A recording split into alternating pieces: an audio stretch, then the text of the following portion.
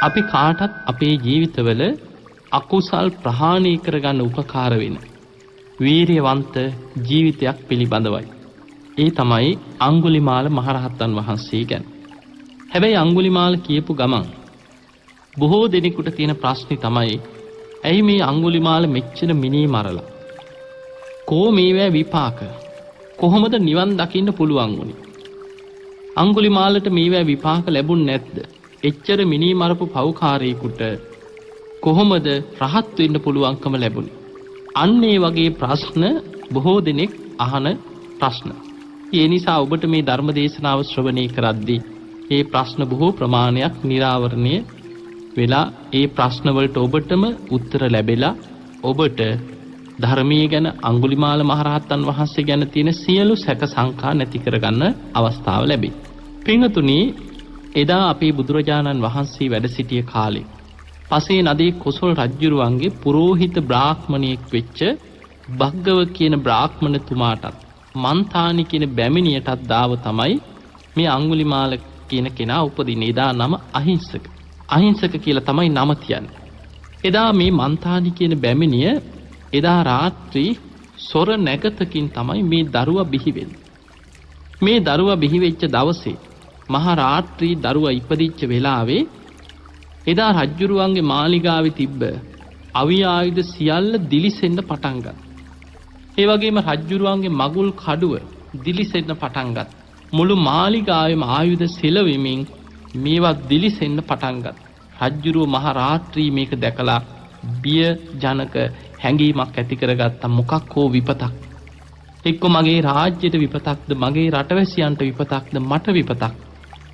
එදා උදේ රජ්ජුරුව අවදි වෙලා රාත්‍රී සිද්ධ වෙච්ච මේ භයානක බියජනක දේ ගැන තමන්ගේ අවියාවිද තමන්ගේ මගුල් කඩුව විතරක් නෙමෙයි ගබඩාවල තිබ්බ මේ සේනාවගේ අවියාවිද පවා ඔක්කොම දිලිසෙන්න පටන් ගත්තා.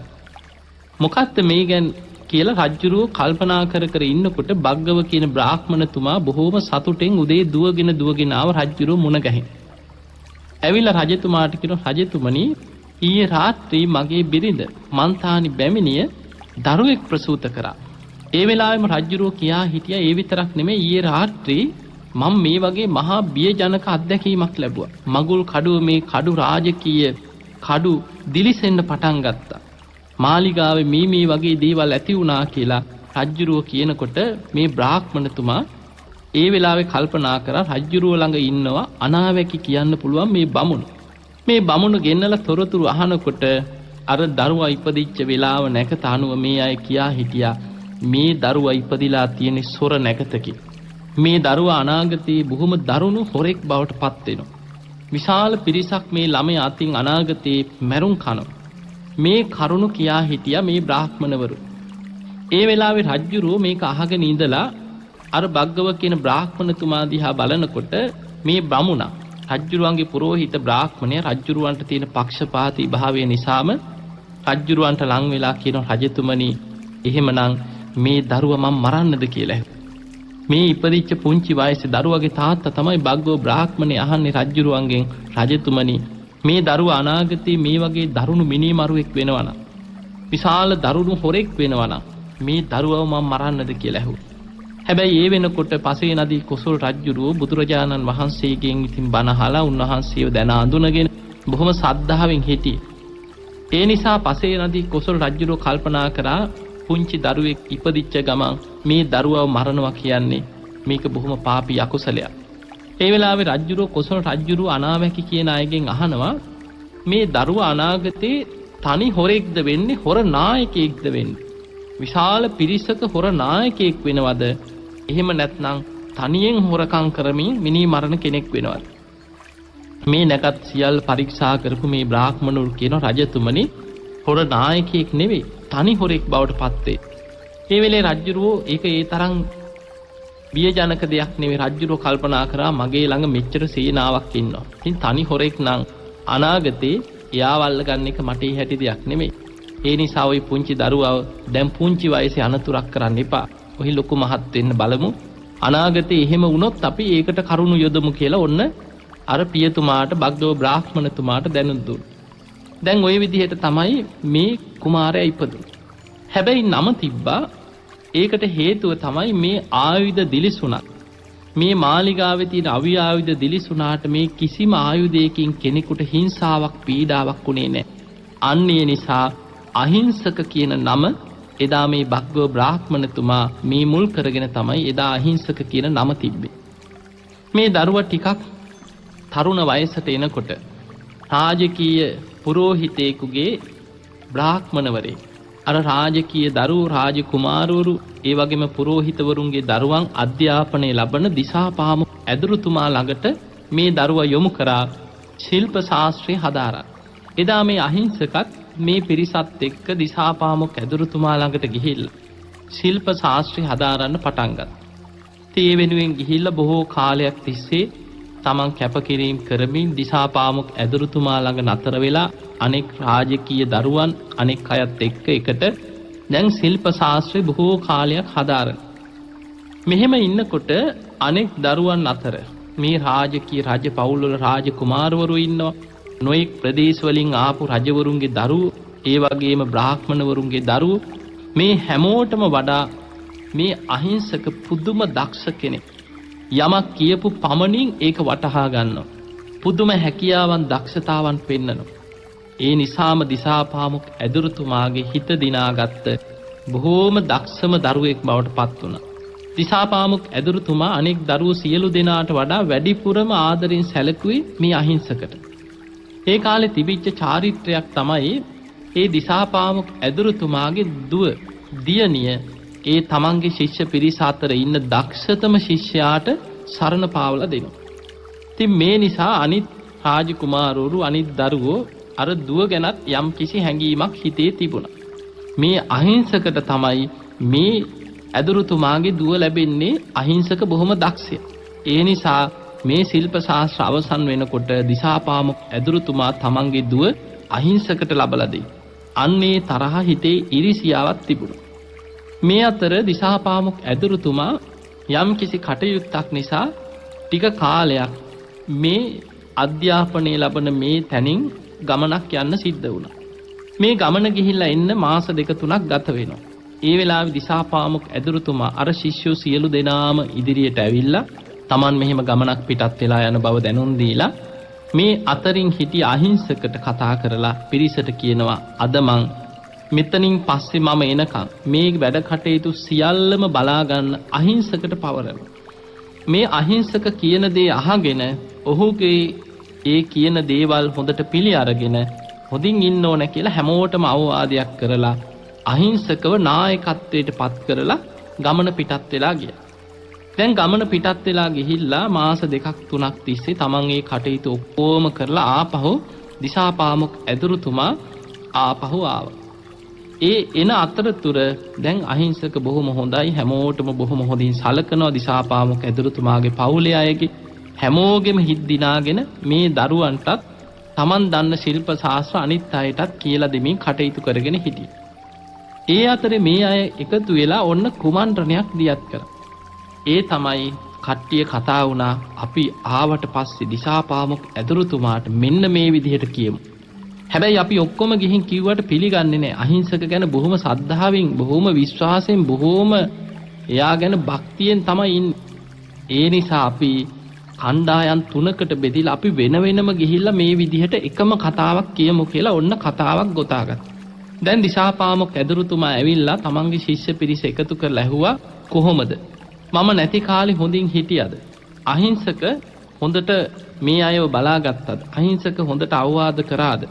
හොඳින් හිටියද කියලා ඉතින් ඇහුවා. ඉතින් සද්ද නැතුව ඉඳලා ඔන්න කීප දෙනෙක් ගියා දිසාපාමොක් ඇදුරුතුමා ළඟට. ගිහිල්ලා කිව්වා ඇදුරුතුමනි අහිංසක ඉතින් අපි විතරක් නෙමෙයි. ඔයාගේ නෝනවත් හොඳට බලාගත්තා කිව්වා අපි නැති අතරේ. ඔයා නැති අතරේ. ඒ වෙලාවේ දැන් ඔන්න දිසාපාමොක් ඇදුරුතුමා මේ කතාව කියනකොටම මේ පිරිසට බැනලා එළෙව්වා. මේ අහිංසක ගැන මේ වගේ දේවල් කියන්න එපා. අහිංසක බොහොම හොඳ දරුවෙක් කියලා ඉරිසියාවටයි මේවා කියන්නේ කියලා ඔන්න දිසාපාමොක් ඇදුරුතුමාර පිරිසව එලවගත්තා. ඒ අයට අවවාද කරලා. තව ටික වෙලාවකට පස්සේ තවත් කීප දෙනෙක් ඇවිල්ලා දිසාපාමොක් ඇදුරුතුමා ළඟට ඇවිල්ලා ඉතින් බොහොම ගරු සත්කාර දක්වලා ඇදුරුතුමා ඇහුවා කොහොමද? පහුගිය දවස්වල බොහොම හොඳින් හිටියත්. දිසාපාමොක් ඇදුරුතුමනි ඉතින් අපිට නෙමෙයි ප්‍රශ්නේ මෙන්න මෙහෙමයි කියලා ඔන්න දෙවනි වතාවෙත් අහිංසක දිසාපාමොක් ඇදුරුතුමාගේ බිරිඳත් එක්ක මෙහෙම අනියම් සම්බන්ධයක් ඒ කාලේ තිබුණා කියලා ඔන්න බොරු කතාවක් පැතිරෙව්වා. දැන් මේක හිතට වැදුණා. හැබැයි ඒත් පිළිගන්න කැමති උනේ නෑ දිසාපාමොක් ඇදුරුතුමා ඒ තරම් අහිංසක ගැන විශ්වාසයෙන් හිටියේ. ඒ නිසා අර පිරිසට දෙවනියට ආපු පිරිසටත් බැනලා ඒ අයටත් අවවාද කරලා මේ ඉරිසියාවට ওই වගේ කතා ගොතන්න එපා කියලා ඒ අයව යවුවා. තව ටික වෙලාවකට පස්සේ ඉතින් තවත් කණ්ඩායමක් දැන් ඊළඟ කට්ටියත් ඇවිල්ලා කතා කරලා බොහෝම හොඳට මේ අයත් ඇවිල්ලා අර කතාව ඒ විදිහටම දිසාපාමොක් ඇදුරුතුමාට කියා හිටියා. දිසාපාමොක් ඇදුරුතුමාට හිතුණා මේ හැමෝම එක එක්කෙනා මේ එකම විදිහට මේ කතාව කියන්නේ එහෙනම් මම නැති අතරේ අහිංසක මේ මගේ බිරිඳයි මේ අය එක්ක මොනවා හෝ මේ වගේ අනියම් සම්බන්ධයක් තියෙන්නේ නැති. හරි. මම හොඳ දෙයක් කරන්නම්කෝ කියලා අන්න හිතට වෛරයක් තරහක් ඇති කරගත් අහිංසක ගැන. දැන් බලන්න කෙනෙකුගේ දක්ෂතාවය කෙනෙකුගේ හැකියාව මේවත් එක්ක ඉරිසියාව නිසා තමයි මේ වෛරය ඇති වුනේ. එතකොට බලන්න ඉරිසියාව මත වෛර කරන වෛරක්කාරයෝ මොනතරම්නම් පරිගැනීම පිණිස කතා හදනවද? ඔවුන් නිඳා කරන්න, ඔවුන් කතා ගොතනවා. ඒවා සැලසුම් කරලා නිඳා අපහාස කරන්න නොයෙක් උපක්‍රම යොදනවා. අන්න ඒක තමයි අහිංසකට උනේ. අන්තිමට දිසාපාමොක් ඇදුරුතුමා දැන් ශිල්ප ශාස්ත්‍ර උගන්වලා අවසන් වුණාට පස්සේ මේ පිරිස ගුරු පූජාවන් කළ පිටත් වෙලා යනකොට අහිංසකව තියාගෙන අහිංසකට කිව්වා ඔබට එහෙම යන්න දෙන්න බෑ. ඔබ මට ගුරු පූජාවක් හැටියට මෙන්න මේ වගේ පූජාවක් කරොත් විතරයි ඔබට මේ ශිල්ප ශාස්ත්‍ර පිහිටන්නේ. මම ඔබට මේ උගන්වපු දේ ඔබ ණය ගෙවෙන්න නම් ඔබ මෙන්න මේ විදිහේ ගුරු පූජාවක් මට කරන්නට ඕන කියලා ඇඟිලි 1000ක ඇඟිලි මාලයක් ගෙනල්ලා මට ගුරු පූජාවක් හැටියට පූජා කරන්න ඒ කියනකොටම අහිංසක අනේ මං කොහොමද එහෙම කරන්නේ? මගේ අතින් කිසිම සතෙක් මං මරන්නේ නැති බොහොම අහිංසක කෙනෙක්. මං කිසිම ප්‍රාණඝාතයක් කරලා නැහැ. මං සත්තු මරන්නේවත් නැති කෙනෙක්. මං කොහොමද මිනිස්සුන්ව මරන්නේ? ඒ වෙලාවේ දිසාපාමොක් ඇදුරුතුමා දැඩිසේ ඒ මතේ හිටියා. මොකද ඔහු සැලසුම් කරේ පලිගන්න. තමන් අහිංසකගෙන් පලිගන්න යනවට වඩා මිනිස්සු ලව්ව මැරෙන්න ක්‍රමේ හදන්න තමයි ඔය සැලසුම් කරේ. අඟුලිමාල ඇඟිලි කපන්න ගියාට පස්සේ මිනිස්සුන්ගෙන් මැරුම් කයි. ඒ නිසා ඇඟිලි 1000ක ඇඟිලි මාලයක් ඉල්ලුවේ ගුරු පූජාවක් හැටියට මිනිස්සු ලව්ව මැරුම් කන්න ක්‍රමේ සැලසුම් කරවන්න. දැන් දිසාපාමොක් ඇදුරුතුමා ඒ මතේම හිටියා. අහිංසක මහ කැලේට ගිහිල්ලා වාඩි වෙලා කල්පනා කරලා හිත හදාගත්තා මම ගුරුවරයා වෙනුවෙන් මේ ගුරු පූජාව කරනවා. එහෙම හිත හදාගෙන ආයුධයක් අතට ගත්තා. ආයුධයක් අතට අරගෙන ඉස්සරලාම මිනිස්සෙක්ව මරපු වෙලාවේ එදා විශාල කම්පාවක් දුකක් හිතට ඇති වුණා. නමුත් තමන් හිත දැඩි කරගත්තා. මේ විදිහට තමයි මුලින්ම මිනිස්සු මරමින් ඇඟිලි කපන්න පටන් ගත්තේ. හැබැයි පින්වතුනි ඔබ බොහෝ වෙලාවට මේ අහලා තියෙන්නේ මේ අඟුලිමාල මේ ඇඟිලි කපපු කෙනා ගැන 999ක් මිනිස්සු මැරුවා. ඊට පස්සේ තමන්ගේ අම්මව මරලා ඇඟිල්ල කපන්න යනකොට තමයි බුදුරජාණන් වහන්සේ ආවේ. එතකොට සමහරු කියනවා ඉතින් ඔය 999ක් මරණකම් ඇයි බුදුරජාණන් වහන්සේ බලාගෙන හිටියේ? අන්න සමහරු එහෙමත් අහනවා. ඊළඟට කෙනෙක් හිතනවා මේ හරියටම 999මද මේ අර සාමාන්‍ය කඩවල වල බඩු විකුණන්න තියෙන ඔහොම ගණන් 999 790යි 499 790යි 500 කියලා දාන්නේ නැහැ කෙලින්. අන්න ඒ වගේ දෙයක් මොකද්ද මේ නිකන් 999යි කියපුවා. පිංගතුනේ හරියටම මේ 999 මැරුවා නෙමෙයි ඇඟිලි 1000ක ඇඟිලි මාලයක් තමයි අවශ්‍ය වුනේ. එතකොට මුලදී අඟුලිමාල මිනිස්සු මරලා 7-8 දෙනා 10-15 මිනිස්සු මරලා ඔන්න ඇඟිලි ටිකක් එකතු කරගෙන මේ ඇඟිලි ටික අරගෙන ගිහිල්ලා ගස් බෙනවල හැංගුවා. ගල් ගුහාවල් වල හැංගුවා. හැබැයි දවස් 2-3කට පස්සේ තව ඇඟිලි ටිකක් කපාගෙන මේවා අරගෙන එනකොට කලින් ගෙනල්ලා හංගපු ඇඟිලි ඒවා සත්තු කාලා ගිහිල්ලා ගිජු ලිහිනියෝ වගේ මේ ලේ රහට මස් වලට ඇලුම් කරන මේ සත්තු ඇවිල්ලා මේවා ආහාරයට අරගෙන සමහර ඇඟිලි දවස් 3-4 යනකොට කුණු වෙලා යනවා. ඊට පස්සේ අඟුලිමාල කල්පනා කරා මේක මේ තැන් තැන් වල හංගලා හරියන්නේ සත්තු කනවා. ඒ නිසා බෙල්ල එල්ල ගන්න ඕන කියලා ඔන්න දැන් ඇඟිලි කපන ඇඟිලි බෙල්ලේ මාලයක් හැටියට එල්ල ගන්න පටන් ගත්තා. හැබැයි අපි දන්නවා ප්‍රායෝගික දේ ඒක අඟුලිමාලට සිද්ධ වුණා. එහෙම නැත්නම් කෙනෙක් හිතන්න පුළුවන් මේ ඇඟිලි මේවා කුණු උන්නේ නැද්ද? මේවා නිකන් ප්ලාස්ටික් ඇඟිලි වගේද? මේක කොහොමද විශ්වාස කරන්නේ? ඔය වගේ නොයේක් දේවල් මිනිස්සු හිතනවා. පින්තුනි මේ අඟුලිමාල හාමුදුරු ගැන සඳහන් වෙන මේ අඟුලිමාල කතාවේ සඳහන් වෙන්නේ දැන් බෙල්ල එල්ල ගත්තට මේවා කුණු වෙලා යනවා. දැන් දවස් 2-3 යනකොට මේවා කුණු වෙලා ඇඟේ වැක්කිරෙනවා. ඊට පස්සේ කල්පනා කරා මේ එකා දෙන්න මරලා නම් මට කවදාවත් ඇඟිලි 1000ක් සම්පූර්ණ කරගන්න හම්බෙන්නේ නැහැ. ඒ වෙලාවේ අඟුලිමාල මහා වනාන්තරයකට ඇතුල් වෙලා මිනිස්සු ගැල් යන පාරවල් තියෙනවා. ගැල් 400 500 කරත්තවල බඩු අරගෙන මිනිස්සු යනවා. මේ යන පාරවල් වල මඟ රැකලා ඉන්නවා. මඟ රැකලා ඉඳලා මේ කරත්ත සියල්ලම යනකම් ඉඳලා කඩුව අමෝරාගෙන පස්සෙන් පන්නගෙන යනවා. අර කරත්ත සියල්ල පහු කරගෙන කරත්තවල ඉන්න අයට කඩුවෙන් කොටාගෙන කරත්ත පහු කරගෙන ඉස්සරහට යනවා. කෑ ගහගෙන කීප දෙනෙක් පැනලා දුවලා මහ වනාන්තරෙන් දුවලා කීප දෙනයි බේරෙන්නේ. අන්න අර මැරිලා වැටිච්ච අයගේ ඊට පස්සේ ඇඟිලි ටික කපාගෙන එකපාර ඇඟිලි 200ක් හොයාගන්න. ඊට පස්සේ මහ රාත්‍රී ගම්මාන වලට පනිනවා. මේ අඟුලිමාල ගමකට පැනලා මේ ගමේ නිදාගෙන ඉන්න මිනිස්සු නිදාගෙන ඉන්න ගෙවල් වල දොරට පයින් ගහපුවාම උළුවස්සත් එක්ක ගැලවිලා විසික්කිනවා කියලා දේශනාවල සඳහන් වෙනවා. ඒකට හේතුව අඟුලිමාලට 7 දෙනෙක්ගේ කාය ශක්තියක් තිබුණා කියලා ධර්මයේ සඳහන් වෙනවා. ඒකට හේතු වෙන කතාවත් අතීත කතාවක් හැටියට ධර්මයේ සඳහන් වෙනවා. මීට බොහෝ කාලයකට පෙර කල්ප ගානකට පෙර ඒ කාලේ මේ අඟුලිමාල කියන කෙනා ඒ කාලේ ගොවියෙක් කුඹුරු යායක් වපුරමින් මේ ගොවිතැන් කර ඉන්න ගොවියෙක්. එතකොට ඒ කුඹුරු යාය වපුරමින් ගොවිතැන් කර ඉන්නකොට දවසක් පසේ බුදුරජාණන් වහන්සේ නමක් බුද්ධ ශූන්‍ය කාලවල තමයි පසේ බුදුරු වැඩ ඉන්නේ. මේ පසේ බුදුරජාණන් වහන්සේ එදා මහා වැස්සෙන් තෙමිලා උන්වහන්සේගේ සිවුරු ඔක්කොම තෙත් වෙලා පින්ඩපාතේ වඩින ගමන් සිවුරු තෙත් වෙලා සීතලේ වෙවුලනවා. පසේ බුදුරජාණන් වහන්සේ නමක් තෙත් වෙච්ච සිවුරු ඇතුව මේ පුද්ගලයා කුඹුරු වපුරන වෙලාවේ එතනට වැඩම කරා. ඒ වෙලාවේ බොහෝම අනුකම්පාවක් ඇති වෙලා මේ තරුණයා ඉදා මොකද කරේ? අර කුඹුරු වපුර හිටියේ ඔක්කොම පැත්තක තියලා දුවගෙන ගිහිල්ලා දර කපාගෙන ඇවිල්ලා ඒ වෙලාවේ ගිනි මැලයක් ගහලා ස්වාමීනි මෙතන වැඩ ඉන්න කියලා අර තෙත් වෙච්ච සිවුරු මිරිකලා උන්වහන්සේට ගිනි තපින්න ගිනි මැලයක් ගහලා උන්වහන්සේට සම්පූර්ණයෙන්ම අර රස්නේ ඇති කරවලා දීලා උන්වහන්සේගේ අර සීතලෙන් ඇතිවෙච්ච පීඩාව දුරු කරලා දුන්නා. එදා මේ රැස් කරගත්ත පිනෙන් බොහෝ කාය ශක්තිය ඇතුව බොහෝ ආත්මවල ඉපදුනා. අඟුලිමාල ආත්මේදා අහිංසක හැටියට ඉපදිච්ච ආත්මේ 7 දෙනෙක්ගේ කාය ශක්තිය ඇතුව ඉපදුනේ එදා පසේ බුදු කෙනෙකුට ගිනි තපින්න සකස් කරලා දීමේ පෙර පිනෙන් කියලා ධර්මයේ සඳහන් වෙලා තියෙනවා. මේ අඟුලිමාල මේ පින නිසාම තමන්ට ලැබුණ පුදුමාකාර කාය ශක්තිය. ඒ කාය ශක්තිය නිසා ඔහුට විශාල සේනාවක් එක්ක උනා සටන් කරන්න පුළුවන්කම ලැබුණා. දැන් මේ අඟුලිමාල ගැන ආරංචි වෙලා කොසල් රජුරෝ මුලින් සේනාව ඇරියා. මෙහෙම හොරෙක් ඉන්නවා මහ වනාන්තරේ මිනිස්සු මරනවා ඇඟිලි කපා ගන්නවා කියලා ඔන්න ආරංචිය ආවා.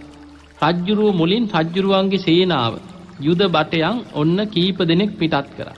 යවපු සියලු දෙනාම මරලා ඒ අයගේ ඇඟිලි කපාගත්තා. ඊට පස්සේ 200ක් පිටත් කරා. ඒ 100 ගණන් පිටත් කරත් ඒ යවන හැමෝම මරලා ඒ හැමෝම එක්ක සටන් කරලා ඒ අයගේ ඇඟිලි කපා ගන්න. මහ රාත්‍රී ගම්මාන වලට පැනලා දොරවල් වලට පයින් ගහනකොට උළුවස්ස එක ගැලවිලා විසි වෙනවා. අර නිදාගෙන ඉන්න මිනිස්සුන්ට කොටලා ඒ අයගේ ඇඟිලි කපා ගන්න. ඔය විදිහට තමයි ඇඟිලි 999 ඉක්මනින් එකතු කරගත්. සමහර ඇඟිලි කුණු වෙලා යනකොට ඒවා ගලවලා වීසි කරා. අලුතෙන්ම ඇඟිලි 999ක් ඔන්න එකතු වුණා. ඊට පස්සේ කල්පනා කරා තව දවසක් මං ඉවසගෙන හිටියොත් මේ ඇඟිලි 1000 සම්පූර්ණ කරගන්න මේ ඇඟිලි ටිකත් කුණු වෙලා යයි.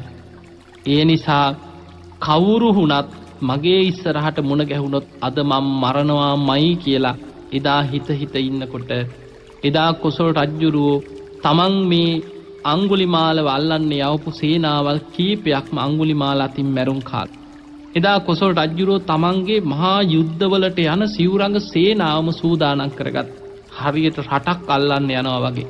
විශාල රාජ්‍යයක් එක්ක යුද්ධයට යනවා වගේ කොසල් රජුරෝ විශාල යුද්ධ සේනාවක් සංවිධානය කරලා එදා සූදානම් වුණා මේ මහා වනාන්තරයේ ඉන්න අංගුලිමාලව වට කරලා යුද ප්‍රකාශ කරලා අර කොහොම හරි මෙයාව මරනවා කියලා රජ්ජුරුවන්ගේ මුළු සේනාවල්ම රැස් කරා.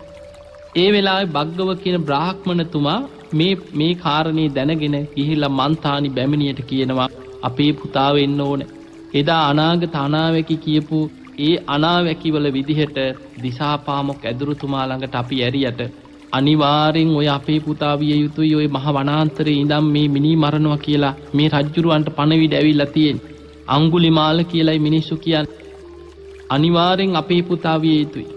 ඒ වෙලාවේ මන්තානි කියන බැමිණිය මගේ පුතා නම් මම යනවා කොහොම හරි පුතා ළඟට පුතාව බේරගන්න යනවා. රජ්ජුරුව සේනාවත් එක්ක ගිහිල්ලා පුතා මරන්න පෙර මම යනවා කියලා මන්තානි බැමිණිය තනියම ගෙයින් එළියට බැහැලා පිටත් වෙලා අර මහ වනාන්තරයට ගියා. එදා බුදුරජාණන් වහන්සේ හිමිදිරි උදෑසන මහා කරුණා සමාපත්තියෙන් ලෝකෙ දිහා බලනකොට බුදුරජාණන් වහන්සේ දැක්කා එදා මේ අංගුලිමාලට රහත් වෙන්නත් පෙර කරපු පිනක් තියෙනවා. හැබැයි ඔහු බොහෝ අකුසල් රැස් කරගෙන තියෙනවා. බැරි වෙලාවත් මේ අම්මව මැරුවොත් තමන්ගේ ඉදිරියට මුණ ගැහුනොත් අර ඇඟිලි 1000 සම්පූර්ණ කරගන්න දැන් කවුරු වුණත් මරණ මානසිකත්වයක් තියෙන. බැරි වෙලාවත් තමන්ගේ අම්මව මැරුවොත් ආනන්තරී අකුසලයකට පත් වෙන නිසා ඒ ජීවිතේ නිවන් දකින්න තියෙන අවස්ථාව හිමි වෙලා යනවා. බැරි වෙලාවත් නිරේකට වැටුනොත් මේ මරපු මේ මිනී මරපු මේ ප්‍රමාණවලට කල්ප ගණන් දුක් විඳ සසරේ අකුසල් ගෙවන්න වෙනවා. බුදුරජාණන් වහන්සේ බුදු වැසින් බැලුව අංගුලිමාලව දැන් দমনය කරගන්න පුළුවන් මට්ටමකද ඉන්නේ. ඒ වෙනකොට අංගුලිමාලව দমনය කරන්න පුළුවන්. මොකද ඔහු මේ අම්මා වුණත් මරණ මට්ටමට ඔහුගේ හිත හැදෙන්නේ දැන් ඔහු හොඳටම මේ මිනී මරලා මිනිස්සුන්ගේ විලාප අහලා අර මිනීවල ඕජාව ඇඟේ ලේ තැවරිලා අර ඇඟිලි කුණු වෙලා ඇඟේ වැක්කිරෙනකොට හමන දුර්ගන්ධයෙන් ඔහුටම දැන් කලකිරිලා පිරියාවෙන් ඔහු දැන් මේ කරන්නේ අර ගුරු පූජාව වෙනුවෙන්මයි. ඒ ඇරෙන්න ඔහුගේ හිතේ මේක අතහරින්න පුළුවන් නම් ඔහු මේ ඇඟිලි මාලේ ගලවලා වීසි කරනවා. ඔහුට හොඳ උපදෙසක් ලැබුණොත් අන්න দমনය කරගන්න හොඳම වෙලාව. බුදුරජාණන් වහන්සේ එදා බුදුරජාණන් වහන්සේ මේ මහ වනාන්තරයට තථාගතයන් වහන්සේ වැඩම කරා. බුදුරජාණන් වහන්සේ වඩිනකොට මිනිස්සු කෑ ගහලා කියනවා ස්වාමීනි ওই පැත්තට යන්න එපා. අර අංගුලිමාල කියලා ඇඟිලි කපා ගන්න මහා දරුණු මිනිස්සයයි ඉන්න ওই වනාන්තරේ. ස්වාමීනි යන්න නම් එපා කි. තථාගත බුදුරජාණන් වහන්සේ තනියම මේ මහ වනාන්තරය ඇතුළට බුදුරජාණන් වහන්සේ වැඩම කරා. ඒ වෙලාවේ අංගුලිමාල දැක්කා ඈතින් බුදුරජාණන් වහන්සේ වඩිනවා. ශ්‍රමණයන් වහන්සේ නමක් වඩිනවා දැක්. ඒ වෙලාවේ කඩුව අමෝරාගෙන බුදුරජාණන් වහන්සේ පසුපස පැන්නුවා.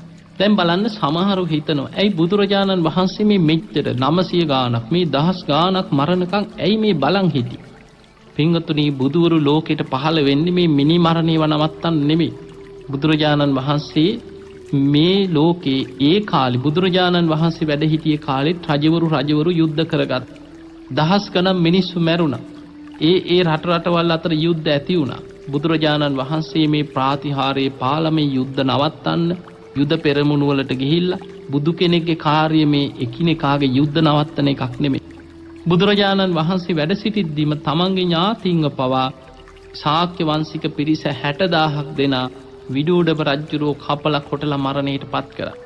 මේ ලෝකේ හැමදාම රටවල් අතර රජවරු අතර තරහව වෛරය ද්වේෂය මත ආක්‍රමණය කරනවා යුද්ධ ඇති වෙනවා. ඒ රජවරුන්ගේ කාර්යය. නමුත් බුදුරජාණන් වහන්සේ මේ අහිංසක ගැන ඔහුව කලින් দমনය කරගන්න පුළුවන්කමක් තිබුණේ නැහැ. මොකද ඔහු ගුරුවරයා වෙනුවෙන් මං කොහොම හරි මේ ගුරු පූජාව කරනවා කියන දැඩි අදිෂ්ඨානයෙන්මයි මේක පටන් ගත්තේ. හැබැයි ඔහු පටන් ගත්තට මිනිස්සු මරලා කාලයක් යනකොට දැන් ඔහුටම එපා වෙලා තියෙන්නේ. මිනිස්සු මරනකොට ඒ විලාප දෙන හඬ දැන් ඔහුට හැම වෙලාවෙම මැවි පේනවා. අර මිනිස්සු මරනකොට ඒ ඇඟිලි කපනකොට ඒ අයට පන්නගෙන ගිහිලා කොටනකොට ඒ අයගේ ලේ වලින් මුළු ඇඟම තෙත් වෙලා අඟුලිමාලට විශාල පිළිකුලක් අප්පිරියාවක් ඇති වෙනවා අර ඇඟිලි කුණු වෙලා ඇඟේ ගලනකොට මේ මිනි කුණු වල දුර්ගන්ධය අර කපාගෙන බෙල්ල එල්ලගෙන ඉන්න ඇඟිලි කුණු වෙනකොට හමන දුගද මේවත් එක්ක විශාල කලකිරීමක් අප්පිරියාවක් තුල තමයි ඔහු මේ කටයුතු කරන්නේ. ඒ තුල ඔහුව දැන් দমনය කරගන්න පුළුවන්. ඔහුගේ හිත දැන් මේ කරන මේ මිනි මරුන් වලින්ම ඔහු දැන් හොඳටම හෙම්බත් වෙච්ච වෙලාව. අන්තිමටම කරන්න දෙයක් නැතිම තැන තමයි අම්මා වුණත් කමක් නැහැ ඇඟිලි 1000 සම්පූර්ණ කරගන්න කියලා අඟුලිමාල මේකට යොමු වෙන්නේ. ඊට පෙර බුදුරජාණන් වහන්සේ වැඩම කරේ ඔහුව দমনය කරලා ඔහුව මේ ආනන්තරී අකුසලින් බේරලා ධර්මාවබෝධය ලබා ගන්න දැන් හොඳම වෙලාව.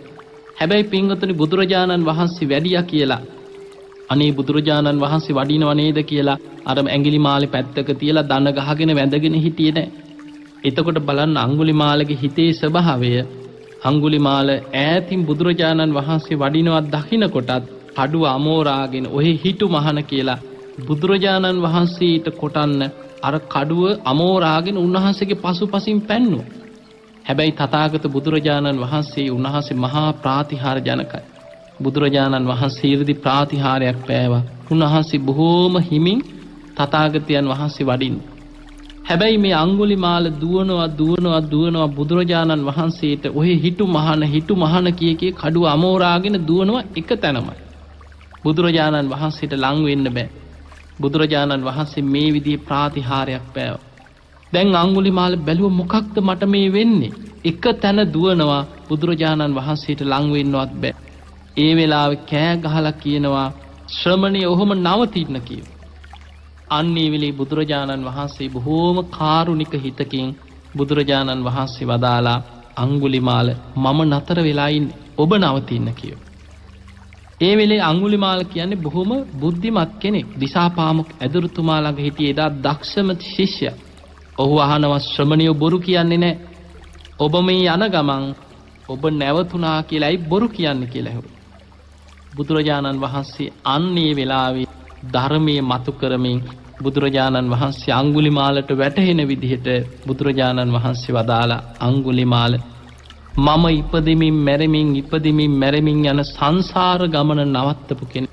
ඔබ තාම සසර ගමන යන කෙනෙක්. ඔබ මේ පව්කම් කරමින් අකුසල් කරමින් ඔබ දීර්ඝ සංසාර ගමනේ තාම ඇවිදින දුවන කෙනෙක්. ඒ නිසා අඟුලිමාල ඔබ නවතින්න. ඔබ ඔය අකුසල් වලින් වළකින්න. ඔබ එතකොට නවතිනවා. මම සංසාර ගමන නවත්තලා මම නතර වෙලා ඉන්න කෙනෙක්. එහෙම කියලා බුදුරජාණන් වහන්සේ ඒ වචන ටික බුදුමුවින් දේශනා කරනකොටම අඟුලිමාලට වැටහුණා. අර ඇඟිලි මාලේ ගලවලා වීසි කරා. කඩුව පහලට වීසි කරා. එහෙම දන ගහගෙන වැඳගෙන අනේ ස්වාමීනි ඔබ වහන්සේ මේ මහ වනාන්තරයට වැඩියේ මාව බේර ගන්නමයි. අනේ ස්වාමීනි මටත් මේ උතුම් ධර්ම අවබෝධය ලබා දෙන සේක්වා. මටත් මේ භයානක සසර දුකෙන් මිදෙන මාර්ගය දේශනා කරන සේක්වා. මේ අකුසල් කර කර යන සංසාර ගමනින් මාව මුදව ගන්න සේක්වා කියලා බුදුරජාණන් වහන්සේ ඉදිරියේ අඟුලිමාල වැඳ වැටුණා. ඒ වෙලේ බුදුරජාණන් වහන්සේ අඟුලිමාලව එක් කරගෙන ගියා. එදා එක් කරගෙන ගෙනහිල්ලා අඟුලිමාලව පැවිදි කෙරෙව්වා. පැවිදි කරවලා බුදුරජාණන් වහන්සේ එදා අඟුලිමාල දැන් ස්වාමීන් වහන්සේත් එක්ක එදා ධම්සභා මණ්ඩපේ භික්ෂූන් වහන්සේලා අතර දැන් අඟුලිමාලත් පැවිදි වෙලා මේ භික්ෂූන් වහන්සේලා අතර වැඩ ඉන්නේ. ඒ වැඩ ඉන්න ගමන් පසේ නදී කොසල් රජුරෝ විශාල සේනාවක් පිරිවරාගෙන දැන් බුදුරජාණන් වහන්සේව බලන්න ආවා. මේ ආවේ යුද්ධයට යනවා වගේ යුද සේනාව පිරිවරාගෙන ආවේ බුදුරජාණන් වහන්සේට වැඳලා අවසරයක් අරගෙන යන්න. ඒකට හේතුව පිංගතුණී රජදරුවෝ යම් රටක් ආක්‍රමණය කරන්න ගියත් බොහෝ වෙලාවට වුන් බුදුරජාණන් වහන්සේට ඇවිල්ලා වන්දනා කරලා තථාගත බුදුරජාණන් වහන්සේට වැඳලා කරලා යනවා. සමහර වෙලාවට මේ යන ගමනේ අනතුරක් වෙනවා නම් බුදුරජාණන් වහන්සේ දේශනා කරાવી. මේ ගමන සුදුසුද නැද්ද කියලා තථාගතයන් වහන්සේ කියාවි. එවැනි විශ්වාසයක් තුල තමයි මේ එන්නේ. ඔබ දන්නවා බුදුරජාණන් වහන්සේගෙන් සුනීත වස්සකාර කියන අමාත්‍යවරු එදා අජාසත් රජුරු සුනීත වස්සකාර කියන අමාත්‍යවරු දෙන්න ඉවනවා ලිච්ඡවි රාජ්‍ය ආක්‍රමණය කරන්න පෙර බුදුරජාණන් වහන්සේට මේක දැනුම් දෙන්න. ඒ වෙලාවේ මේ සුනීත වස්සකාර අමාත්‍යවරු දෙන්න ඇවිල්ලා බුදුරජාණන් වහන්සේට වැඳලා කියනවා ස්වාමීනි භාග්‍යතුන් වහන්සේ මේ වන්දනා කරන්නේ අජාසත් රජුරෝ වෙනුවෙන්. අජාසත් රජුරෝ ලිච්ඡවි රාජ්‍ය ආක්‍රමණය කරන්න සූදානම් වෙනවා. තථාගතයන් වහන්සේට වන්දනා කරනවා ඊට පෙර කියලා ඔන්න බුදුරජාණන් වහන්සේට වැඳලා මේ කාරණේ කියනවා. එතනදී බුදුරජාණන් වහන්සේ ආනන්ද හාමුදුරුවෝ අසල හිටියා. බුදුරජාණන් වහන්සේ වදාලා ආනන්ද ලිච්ඡවීන් තාම සප්ත අපරිහානීය ධර්ම ආරක්ෂා කරනවාද? ආනන්ද හාමුදුරුවෝ කියනවා ස්වාමීනි එහෙමයි. ලිච්ඡවීන් තාමත් තථාගත බුදුරජාණන් වහන්සේ දේශනා කරපු සප්ත අපරිහානීය ධර්ම ආරක්ෂා කරන. ඒ වෙලේ බුදුරජාණන් වහන්සේ වදාලා ආනන්ද එහෙමනම් අජාසත් රජුරවන්ට තියා කිසිම රජ කෙනෙකුට සප්ත අපරිහානීය ධර්ම ආරක්ෂා කරන තෙක් මේ ලිච්ඡවීන්ව යුද්ධ කරලා නම් පරද්දන්න පුළුවන්කමක් ලැබෙන්නේ නැහැ කියලා බුදුමුවින් ආනන්ද හාමුදුරන්ට දේශනා කරා. මේක අහගෙන හිටපු සුනීත වස්සකාර අමාත්‍යවරු දෙන්න බුදුරජාණන් වහන්සේට වැඳලා ගිහිල්ලා තථාගතයන් වහන්සේ මෙන්න මෙහෙම ප්‍රකාශයක් කරා කියලා අජාසත් රජුරවන්ට දැනුම් දීපු වෙලාවේ රජුරෝ දැනගත්තා. එහෙමනම් මේ යුද්ධෙට යන ගමන අපිම විනාශ වෙන ගමන. ඒ නිසා අපි වෙනත් උපක්‍රමයක් යොදවමු කියලා අන්න යුද්ධයට යන ගමන ටිකක් ප්‍රමාද කරලා උපක්‍රම වෙනස් කරගත්. එතකොට අපිට පේනවා මේ වගේ රජවරු ඊට පෙර බුදුරජාණන් වහන්සේට වන්දනා කරලා කාරණේ කියනවා. ඒ වෙලේ බුදුමුවින් යම් ප්‍රකාශයක් බුදුරජාණන් වහන්සේ දේශනා කරොත් ඊට අනුව තමන්ගේ ඒ කටයුතු වෙනස් කරගන්න රජවරු හිතනවා. දැන් මේ පසේ නදී කොසල් රජුරෝ සේනාවත් එක්කම ඇවිල්ලා බුදුරජාණන් වහන්සේ ළඟට ඇවිල්ලා වන්දනා කරා. බුදුරජාණන් වහන්සේව රජතුමනි කොහෙද මේ මහා යුද්ධයකට යනවා වගේ මේ විශාල සේනාවක් පිරිවරාගෙන කොහෙද යන්නේ කියලා ඇහුවා. එතකොට කියනවා ස්වාමීනි භාග්‍යතුන් වහන්සේ අර අඟුලිමාල කියන දරුණු හොරා මිනිමරුවා අර මහා වනාන්තරයට වෙලා මිනිස්සුන්ව මරනවා. මේ බොහෝ මිනිස්සු ඇවිල්ලා රාජවාසල ඉදිරිපිට හඬා වැළපෙනවා. ඒ මිනිස්සුන්ට ගම්බින් වල ඉන්න බයයි.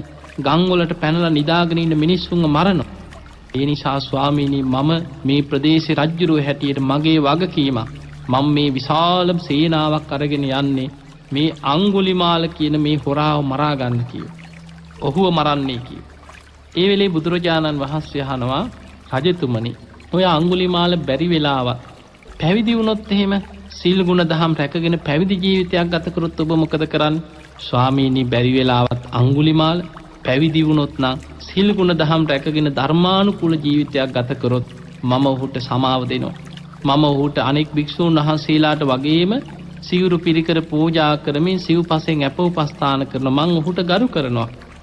බුදුරජාණන් වහන්සේ අන්නේ වෙලාවේ ශ්‍රී හස්තේ දිගු කරලා පෙන්වා කොසල් රජතුමාට රජතුමනි මේ ඉන්නේ ඒ අඟුලිමාල තමයි කියලා. ඒ නම කියනකොටම සමහර රාජ බටයෝ සීසීකට දුවන්න පටන් ගත්තා කියලා දේශනාවේ තියෙනවා. එතකොට බලන්න මේ රජ්ජුරුව එක්ක රජ්ජුරුවන්ගේ ආරක්ෂාවට ආපු මේ රාජ බටයෝ පවා අඟුලිමාල තමයි මේ ඉන්නේ කියලා ශ්‍රී හස්තේ දිගු කරනකොටම සමහරු සීසීකට දුවන්න පටන් ගත්තා. සමහරුන්ගේ අත්වල තිබිච්ච මේ ආයුධ වෙවුලලා එහෙම බිම වැටුණා කියලා. ඒ වෙලේ බුදුරජාණන් වහන්සේ වදාලා රජතුමනි දැන් මේ අඟුලිමාලගෙන් කාටවත් කිසිම සත්වයකට කුරා කුඹියෙකුටවත් හානියක් වෙන්නේ නැහැ කියලා. ඒ වෙලාවේ රජතුමා අඟුලිමාලත් එක්ක සාකච්ඡා කරලා බුදුරජාණන් වහන්සේට වන්දනා කළ අවසර අරගෙන පිටත් වෙලා ගියා. දැන් ඔබට හිතෙන්න පුළුවන් මේ අඟුලිමාල ඔන්න ඔහොම තමයි පැවිදි වුනේ.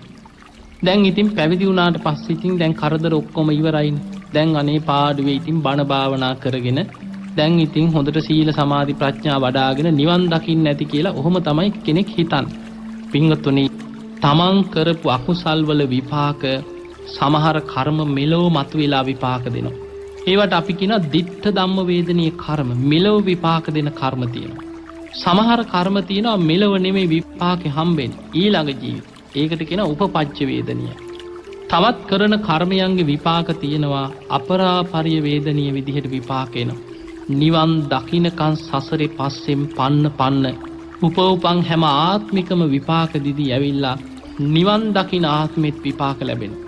එතකොට මේ තමන් කරන කර්මයන්ගේ විපාක ලැබෙන ක්‍රමවේද තියෙනවා. සමහර ඒවා ditta ධම්ම වේදනීය, සමහර කර්ම උපපච්ච වේදනීය, අපරාපරිය වේදනීය. ඒ අතර අඟුලිමාලත් මේ කරපු අකුසල් වල විපාකවල කොටසක් මෙලව දිට්ඨ ධම්ම වේදනීය වශයෙන් විපාක වින්දා. කෙනෙක් හිතන්න පුළුවන් අඟුලිමාල හාමුදුරන්ට අනේ කොහොමද රහත් වෙන්න පුළුවන් වුනේ? හැබැයි උන්වහන්සේ පැවිදි වෙච්ච දවසේ ඉඳන් උන්වහන්සේ නිවන් දකින්නකම් උන්වහන්සේ පිරිනිවන් පානකම් උන්වහන්සේගේ ජීවිතය තුළ බොහෝ දුක් ගැහැට විඳපු කෙනෙක්. දැන් අඟුලිමාල හාමුදුරුවෝ පැවිදි වෙලා උන්වහන්සේ පාත්‍ර සිවුරු දරාගෙන අනෙක් ස්වාමීන් වහන්සේලා වගේ පිණ්ඩපාතේ වඩිනවා. අඟුලිමාල හාමුදුරුවෝ යම් ගමකට පිණ්ඩපාතේ වඩිනවා නම් අන්න ඈතදී මුලදී මිනිස්සු බය වුණා කියනවා. අන්න අර අඟුලිමාලයා ඉනවා කියලා මිනිස්සු සීසීකට දුවන්න පටන් ගත්තා. පස්සේ මේ අය දැනගත්තා නෑ පැවිදි වෙලා ඉන්නේ. දැන් උන්වහන්සේගෙන් කිසිම කරදරයක් නෑ. දැන් අපිට මේ කපන්න කොටන්න මරන්න ඉන්නේ නෑ. දැන් ඉන්නේ පාත්‍රයක් අරගෙන. හැබැයි මේ මිනිස්සු අතරේ තරහ වෛරය තියෙනවා. ඔය සිවුරක් පුරවගෙන පාත්‍රයක් අරන් ආවට අපේ අම්මා මැරුවේ ඔන්න ඔයා තමයි. අපේ තාත්තා මැරුවේ ඔන්න ඔය මිනි මරුවා තමයි. ඔය සිවුරක් පුරවගෙන බිම්බලාගෙන ආවට අපේ බාප්පා මැරුවා, අපේ තාත්තා මැරුවා, අපේ අයියා මැරුවා, ඇඟිලි කපාගත්තේ මෙන්න මූ තමයි කියලා මිනිස්සු අල්ලගෙන ගහනවා.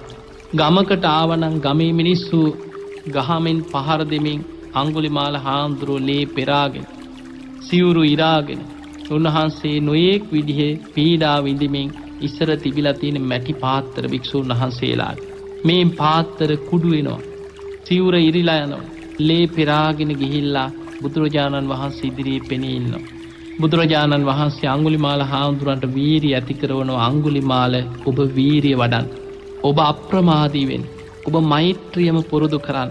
ඔබම කරපු අකුසල් වල විපාක තමයි ඔබේ පස්සෙන් ඔය එන්නේ. ඒ නිසා අඟුලිමාල ඔබ වීරියෙන් මේ අකුසල් ප්‍රහාණය කරගෙන කොහොම හරි නිවන් දකින්න උත්සාහ කරන්න. නැත්නම් ඔබට බොහෝ කාලයක් සසරේ මේ කරපු කර්ම විපාක ගෙවා යන්න වෙනවා. ඔබ අප්‍රමාදී වෙන්න.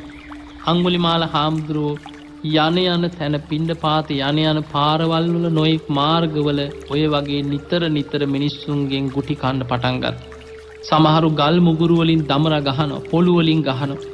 ලේ පෙරාගෙන උන්වහන්සේ ඒත් හැරිලවත් වෛරසිතකින් බලන්නේ නැහැ. අඟුලිමාල හාමුදුරුවෝ මෛත්‍රියම පුරුදු කරන්න පටන් ගත්තා. දේශනාවල සඳහන් වෙනවා අඟුලිමාල හාමුදුරුවෝ පාත්‍රය අතට අරගෙන පියවරෙන් පියවර මෙනෙහි කරනවා. මේ පිණ්ඩපාත යන ගමනේ මට මුණ ගැහෙන සියලු දෙනා මට පහර දෙන අයද, මට බනින අයද, මට නිඳා කරන අයද, මගේ හතුරෝද මිතුරෝද නෑයෝද නොනෑයෝද මේ සියලු දෙනා සුවපත් වේවා, සුවපත් වේවා, සුවපත් වේවා. වෛර නැත්තෝ වෙත්වා, තරහ නැත්තෝ වෙත්වා, ඉරිසියා නැත්තෝ වෙත්වා, දුක් පීඩා නැත්තෝ වෙත්වා. මට නිඳා කරන අයද, මට බනින අයද, මට පහර දෙන අයද, මට දඬු මුගුරු වලින් අවි ආයුධ වලින් පහර දෙන හිංසා පීඩා කරන මේ අයත් මේ උතුම් ධර්මයේම අවබෝධ කරගනිත්වා කියලා සුවපත් වේවා කී තමයි පිණ්ඩපාතේ වඩින්නේ. අඟුලිමාල හාමුදුරන්ගේ අකුසල් කොච්චර බලවත්ද කියන්නේ ධර්මයේ සඳහන් වෙනවා.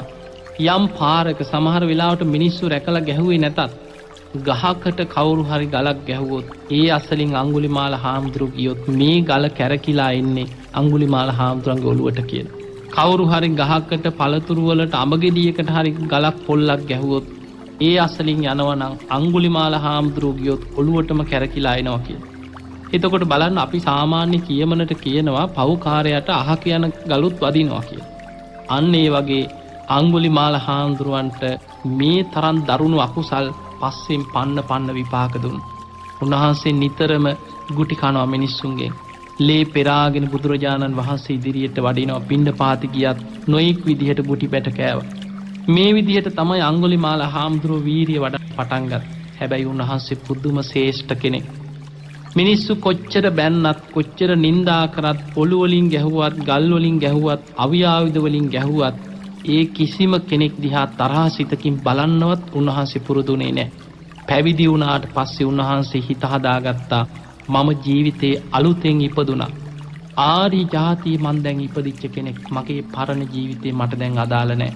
උන්වහන්සේ හැම වෙලාවෙම ඒ තමන්ට පහර දෙන නිඳා කරන සියලු දෙනා අරමුණු කරගෙන මෛත්‍රියම වඩන්න පටන් ගත්තා. පින්වතුනි, ඔය අඟුලිමාල හාමුදුරුවන්ට මිනිස්සු පහර දෙන නිඳා පහස කරන එක ටිකක් අඩු වෙලා ගිය එක කාරණයක් තමයි ඔබ දන්නවා අඟුලිමාල හාමුදුරුවෝ.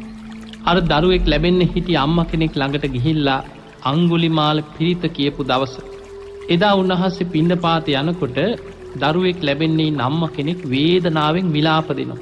හැබැයි මේ දරුවා බිහි වෙන්නේ අම්මා වේදනාවෙන් විලාප දෙනවා. මාරාන්තික වේදනාවක්. අංගුලිමාල හාමුදුරුවෝ අනේ පාත්‍රයේ අතේ තියාගෙන කල්පනා කරා මට අනේ පිහිට වෙන්න විදිහක් නැහෙනි. මං කොහොමද මේ අම්මට පිහිට වෙන්නේ? එදා පිණ්ඩපාත යන්නේ නැතුව ආපහු පාත්‍රය අරගෙන තමන්ගේ කුටියට ආරාමයට වඩිනකොට තථාගත බුදුරජාණන් වහන්සේ ඈත තියා අහනවා මොකද අංගුලිමාල අදත් මිනිස්සු පහර දුන්නද ඇහුවා. අදත් ප්‍රශ්නයක්ද? හැමදාම අංගුලිමාල හාමුදුරන්ට නොයේක් විදිහේ ප්‍රශ්න ගැටලු පීඩාවලට මුහුණ දෙන්න සිද්ධ වුණා. එතකොට අංගුලිමාල හාමුදුරුවෝ කියනවා අනේ ස්වාමීනි එහෙම ප්‍රශ්නයක් නෙමෙයි අද මම පිණ්ඩපාත යනකොට දරුවෙක් ලැබෙන්නේ අම්මා කෙනෙක් වේදනාවෙන් විලාප දෙනවා ඇහුණා. අනේ මට පිහිට වෙන්න විදියක් නැහැ. මට බොහෝ අනුකම්පාවක් ඇති වුණා. බුදුරජාණන් වහන්සේ වදාළ අංගුලිමාල ඔබටත් පිහිට වෙන්න පුළුවන්. ඔබ ගිහින් සත්‍යක්‍රියාවක් කරන්න. කොහොමද ස්වාමීනි මං මේ සත්‍යක්‍රියාව කරන්නේ? බුදුරජාණන් වහන්සේ වදාළ අංගුලිමාල ඔබ ගිහින් සත්‍යක්‍රියාවක් කරන්න. මම දැන කිසිම ප්‍රාණියක ජීවිතයක් තොර කරලා නැහැ. තේන සත්‍යේන මේක සත්‍යයි. මේ සත්‍යානුභාවයෙන් ඔබ සුවපත් වෙලා ඔබට සුවසේ දරුවෙක් බිහි වේවා කියලා ඔබ සත්‍යක්‍රියා කරන්න. හැබැයි මේ කතාව කියනකොට අංගුලිමාල හාමුදුරන්ට මතක් වුණේ තමන්ගේ පරණ ජීවිතේ. අංගුලිමාල කියනවා අනේ ස්වාමීනි මම කොහොමද ওই සත්‍යක්‍රියාව කරන්නේ? ඒ කාලේ ඉස්සර මම මිනිස්සු පස්සේ පන්නගෙන ගිහිල්ලා කඩුවෙන් කොටනකොට මගේ මුළු ඇඟම ලේ වලින් තෙත් වුණා. මේ අත් දෙකෙන් ඉස්සර මං කොච්චරනම් මිනිස්සු මැරුවත්. බුදුරජාණන් වහන්සේ වදාලා අංගුලිමාල ඒ කාලේ නේද? ඔබ පැවිදි වුණාට පස්සේ ඔබ බුද්ධ ශාසනයට ඇතුල් වුණාට පස්සේ ඔබ ආර්ය ජාති ඉපදුනාට පස්සේ ඔබ දැන ප්‍රාණඝාත කරලා තියෙනවද? ඔබ පුංචි සතෙක්ගේවත් ජීවිතයක් තොර කරාද? එතකොට අංගුලිමාල හාමුදුරුවෝ වැඳගෙන කියනවා අනේ ස්වාමීනි භාග්‍යතුන් වහන්සේ මම ආර්ය ජාතිය ඉපදුනාට පස්සේ මම මේ බුද්ධ ශාසනයට ඇතුල් වුණාට පස්සේ නම් පුංචි සතෙක්ගේවත් ජීවිතයක් තොර කරලා නැහැ. මේක සත්‍යක්මයි. බුදුරජාණන් වහන්සේ වදාලා එහෙනම් අංගුලිමාල ඔබ ওই විදිහටම ගිහින් සත්‍යක්‍රියාව කරන්න කියලා බුදුරජාණන් වහන්සේම සත්‍යක්‍රියා ගාථාව කියලා දුන්නා. එදා අංගුලිමාල හාමුදුරුවෝ ආයෙමත් ගිහිල්ලා අර දරුවා ලැබෙන්න වේදනාවෙන් මාරාන්තික දුකකින් පීඩා විඳින විලාප දෙන අම්මා ළඟට ගිහිල්ලා ඔය විදිහටම සත්‍යක්‍රියාවක් කරා. යතෝ හම් බගිනි පින්වත් නංගී අරියාය ජාතියා ජාතු මම ආර්ය ජාති ඉපදුනාට පස්සේ ඒ කියන්නේ බුද්ධ ශාසනයට ඇතුල් වුණාට පස්සේ සංචිච්ච පාණං ජීවිතාවෝරෝපේතා දැන කිසිම ප්‍රාණියක ජීවිතයක් තොර කරේ නැහැ. තේන සච්චේන මේක සත්‍යක්මයි. සොත්තිතේ හෝති සොත්ති ගබ්බස්සාති මේ සත්‍යානුභාවයෙන්ම ඔබ සුවපත් වේවා.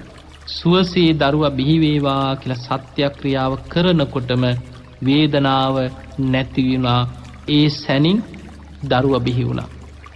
මේ වෙලාවේ මෙතන රැස් වෙලා මාරාන්තික වේදනාවකින් විලාප දෙනකොට රැස් වෙලා හිටිය පිරිස පුදුමයටපත් වුණා.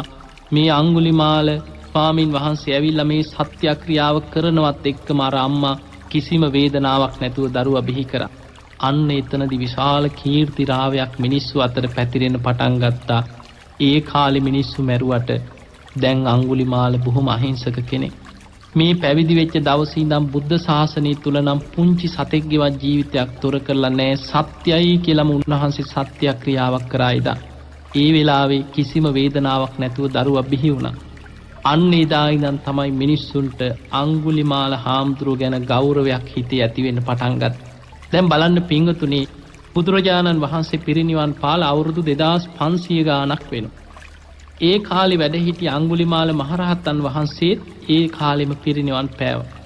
තාමත් අදටත් මේ බෞද්ධ අම්මලා දරුවෙක් හම්බෙන්න ඉන්නකොට අදටත් අංගුලිමාල පිරිතේ ආශිර්වාද ලබනවා.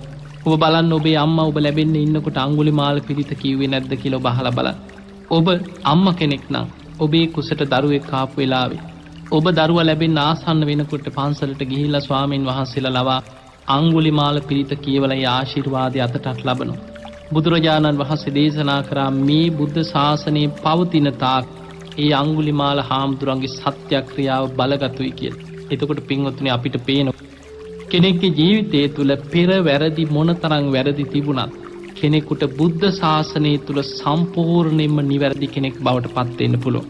ඒ නිසා මේ අංගුලිමාල හාමුදුරන්ගේ ජීවිත කතාව තුළින් ඔබේ ජීවිතයට ඇති කරගත යුතු දැඩි අදිෂ්ඨානය තමයි ඒ තරම් මිනි මරපු ඒ තරම් පව්කම් කරපු අඟුලිමාලට රහත් වෙන්න පුළුවන්කම ලැබුණේ වීරිය නිසාමයි. ආතාපි සම්පජානෝ සතිම. දැඩි වීරියක් තිබුණා මං කොහොම හරි නිවැරදි කෙනෙක් බවට පත් වෙනවා. උන්වහන්සේ හොඳ සිහියෙන් කාලය ගත කරා හිතට තරහ සිතුවිල්ලක්වත් ඇති වෙන්න ඉඩ නොදී.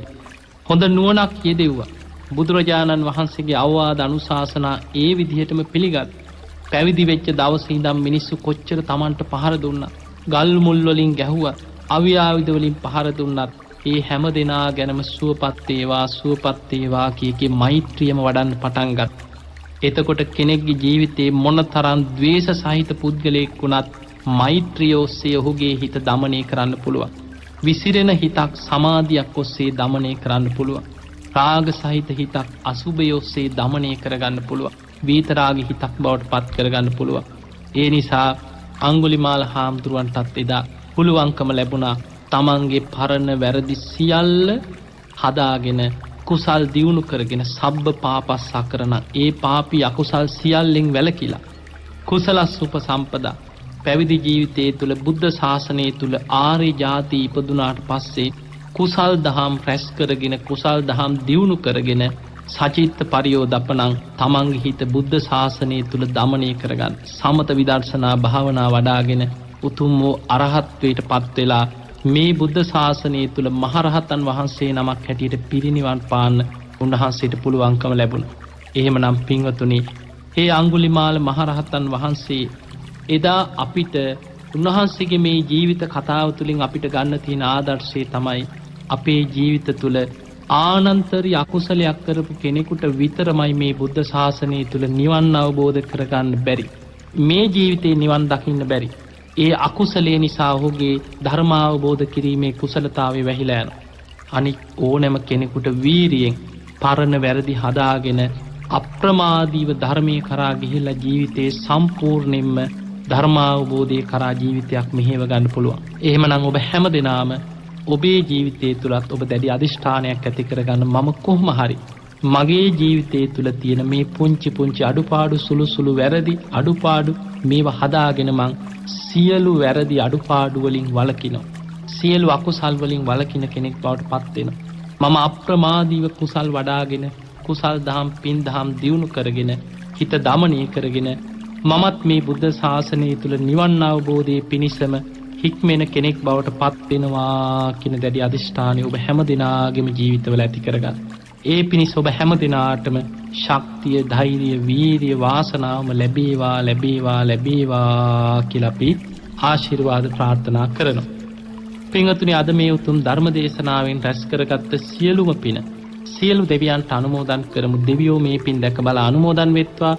දෙවියන්ගේ දිව්‍ය ආශීර්වාද වර්ධනය කරගෙන සියලු දෙවියෝ වහවහ සසර දුකින් අත මිදේවා කියලා සාදු කියලා දෙවියන්ට පින් අනුමෝදන් කරමු. ඒ වගේම අද ධර්ම දේශනාවේ දායකත්වයේ බාරගෙන කටයුතු කරන ඒ පිරිස් අතර රමණි පෙරේරා මහත්මිය විසින් බලාපොරොත්තු වෙනවා ජනවාරි 29 වෙනි දින උපන්දිනයේ යෙදුණු ස්වාමි පුරුෂයා වන තිලක් සිසිර කුමාර මහතාටත් ජනවාරි 21 වෙනි දින උපන්දිනයේ යෙදුණු නන්දාවතී කරුණානායක මෑණියන්ටත් නිදුක් නිරෝගී භාවයේ තුන්රුවන්ගේ ආශිර්වාද රැකවරණයම සැලසේවා කියන ආශිර්වාද ප්‍රාර්ථනාව. ඒ වගේම 2004 වසරේ අභාව ප්‍රාප්ත වන්නට යෙදුණු ජයසේකර මුදලාලි පියාණන් ඇතුළු ප්‍රේමරත්න අතුකෝරල මාමණ්ඩිය ඇතුළු සියලු මිය පරලොවගිය ඥාතීන්ට පින් අනුමෝදන් කිරීම. එහෙමනම් මේ පවුලේ මිය පරලොවගිය සියලු ඥාතීන් මේ පින් අනුමෝදන් වෙලා වහවහ සසර දුකින් අත මිදේවා කියලා සාදු කියලා අපි ඥාතීන්ටත් පින් අනුමෝදන් කරමු. ඒ වගේමයි අද ධර්ම දේශනාවේ දායකත්වයේ බාරගෙන කටයුතු කරන ධම්මිකා කන්දනාරච්චි මහත්මිය, ඒ වගේම රාජා කන්දනාරච්චි මහත්මයාගේ ආදරණීය දෙමාපියන් වන පරලෝ සැපත් SP මාරසිංහ මහතා සහ CP අබේසිංහ මහත්මියද, ඒ වගේම DB කන්දනාරච්චි වෙද මහතා සහ RDL කන්දනාරච්චි මහත්මිය යන ඒ මිය පරලොව ගිය අයට දෙපාර්ශ්වයෙන් පරම්පරාගත මියගිය සියලු ඥාතීන්ට පින් අනුමෝදන් කිරීම ඒ අයගේ අරමුණු අතර සඳහන් වෙනවා. ඉතින් එහෙමනම් ඒ නම් සඳහන් කරපු ඥාතීන් වගේම මිය පරලොව ගිය සියලු ඥාතීන් මේ පින් අනුමෝදන් වෙලා වහවහ සසර දුකින් අත මිදේවා කියලා අපි සාදු කියලා පින් අනුමෝදන් කරමු. ඒ වගේම බිම්බා ජානකී මහත්මිය විසින් දරු දෙදෙනාගේ ඉගෙනීමේ කටයුතු සාර්ථක කරගන්න තුන්රුවන්ගේ ආශිර්වාද රැකවරණයම සැලසේවා කියන ආශිර්වාද ප්‍රාර්ථනය. ඒ වගේම මියගිය ස්වාමි පුරුෂයා වන දයාලාල් උක්වත්තගේ මහතා ඇතුළු සංසාරගත සියලුම ඥාතීන්ට මේ පින් අනුමෝදන් වෙලා ඒ හැම දෙනාම වහවහ සසර දුකින් අත මිදේවා කියලා ඒ අයට පින් අනුමෝදන් කරනවා. ඒ වගේමයි අද දායකත්වයේ දරන පින්වතුන් අතර බී.ජී. කුමාරසිංහ මහතා විසින් බලාපොරොත්තු වෙනවා පවුලේ සියලු දෙනාටම උතුම් වූ ධර්මාවබෝධයේ චතුරාර්ය සත්‍ය ධර්මයේම අවබෝධ වේවා කියන ප්‍රාර්ථනයත් ඒ වගේම මිය පරලොවගේ ජී බන්දුසේන පියාණන් ජී විමලසේන ජී අජිත් ඒ වගේම ජී මංජුල යන සහෝදරයන්ට හා සංසාරගත සියලුම ඥාතීන්ට පින් අනුමෝදන් කරන්න බලාපොරොත්තු වෙනවා. ඉතින් එහෙමනම් මේ පවුල්වල මිය පරලොවගේ ඥාතීන් ඇතුළු ධර්ම ශ්‍රවණය කරපු ඔබ හැම දෙනා නමෙන් මිය පරලොවගේ ඥාතීනුත් ඔබ සිහිපත් කරගන්න. ඒ සියලු ඥාතීන් මේ පින් දැක බලා අනුමෝදන් වෙත්වා. ඒ අයගේ පරලොව ජීවිත සැපවත් වේවා සුවපත් වේවා. වහවහ සසර දුකින් අත මිදේවා කියලා අපි සාදු කියලා ඥාතීන්ට පින් අනුමෝදන් කරමු. දායකත්වයේ දරුවේ පින්වත් හැම දිනාටමත් ධර්ම ශ්‍රවණය කරපු ඔබ හැම දිනාටමත් ලක්වාසී ලෝවාසී සියලු දිනාටමත් net කාර්ය මණ්ඩලයේ දරුවන් ඇතුළු සියලු දිනාටමත් මේ සියලු පිනෙන් ඔබ හැම දිනාම නිදුක් වේවා නිරෝගී වේවා සුවපත් වේවා. සියලු දෙවියන්ගේ පිහිට රැකවන තුනුරුවන්ගේ ආශිර්වාදය ඔබ හැම දිනාටම සැලසේවා. හැම දිනාටම උතුම් වූ ධර්මාවබෝධයම ලැබේවා ලැබේවා ලැබේවා කියලා අපි ආශිර්වාද කරමු. ආකාසට්ඨා චුම්මට්ඨා දේවානාගා මහිද්దికා පුඤ්ඤන්තං අනුමෝදිත්වා චිරන් රක්ඛන්තු ලෝක සාසනං. ආකාසට්ඨා චුම්මට්ඨා දේවානාගා මහිද්దికා පුඤ්ඤන්තං අනුමෝදිත්වා චිරන් රක්ඛන්තු දේශනං. ආකාසට්ඨා චුම්මට්ඨා දේවානාගා මහිද්దికා පුඤ්ඤන්තං අනුමෝදිත්වා චිරන් රක්ඛන්තු ත්වං සදා. හැම දිනාටම සම්මා සම්බුදු සරණයි.